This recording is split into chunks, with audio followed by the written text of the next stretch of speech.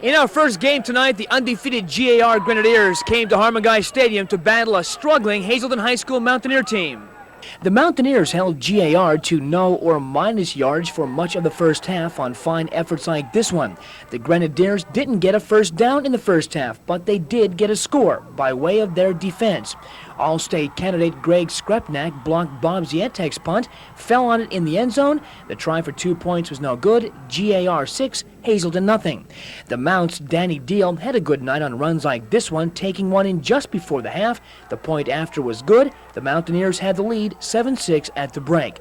But in the end, the Grenadiers remained unbeaten in 6 tries with an 18-15 hard-fought win over the Mountaineers of Hazelden. Our second contest saw the Knights of Lake Lehman visit Nanticoke. 2 main ingredients did the job for the Trojans, quarterback Jim McDermott and a stonewall defense. McDermott passed for 1 touchdown and ran in 4 others like this bootleg. The Trojan defense was awesome tonight, smothering the Knights at just about every turn.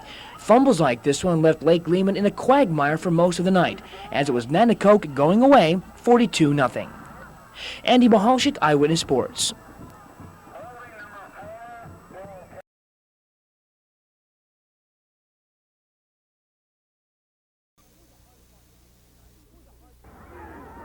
It was a hard-fought game tonight between 2 squads, Hazelden and Pittston area, both of which had something to prove, that being they were better than their records. The Mounts scored first on this Scott Shamani pass to Jason Pedriani. The point after was also good. Early second quarter, the Mounts 7, Patriots nothing. The Mounts were on a drive again when Pittston's Chris Phillips picked off this Shamani pass, putting the Skids to any type of second score. The Pats came back with good field position after a bad Hazelden punt. Tom Musto lofted this 30-yard beauty to Tony Giardina in the far corner. The point after was also good. The game knotted at the half, 7 apiece. In the end, the Mounts would prevail with 1 more score. The final, Hazelden 13, Pittston area 7. Our second game tonight featured the high-powered Coughlin Crusaders against a just as potent Wyoming area team in a key Division I game. It was a battle in the trenches as the 2 arch rivals dug in and at times ground each other's offenses into the ground. Grueling defense kept both usually high-powered teams at a standstill. Coughlin's Matt Walsh had another fine game despite the elements and the Warriors. The only score of the game came on this spiral from Ozolowski to Patera in the third quarter. The final in this one, Coughlin 7, Wyoming area nothing. Andy Mehalshick, Eyewitness Sports.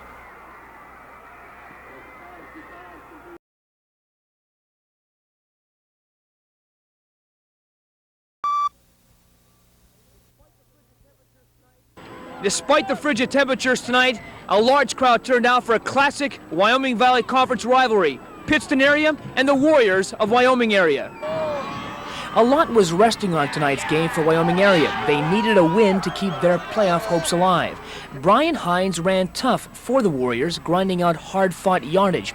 The Warriors had an early drive halted when, after a big gainer, the ball was fumbled over to the Patriots. On the very next series, the Pats moved the ball with a combination of passes and breakaway runs like this 50-yarder by Mike Seprish. Pittston's Tommy Musto engineered the drive on bullets like this one, putting the ball on the Warriors' 10-yard line. 2 plays later, Seprish rammed over from the 2 to give the Pats a 6-0 lead. The point after was good and the score 7-0 Pittston. It turned out to be the Tom Musto show as he passed for good yardage despite the Arctic-like elements. Wyoming area managed only 1 score in the game, but it was all they needed, as the bragging rights in the Wyoming Valley belong to the Patriots, at least for this year. And as far as the Warriors are concerned, the season ends on a sour note. Andy Mehalshick, Eyewitness Sports.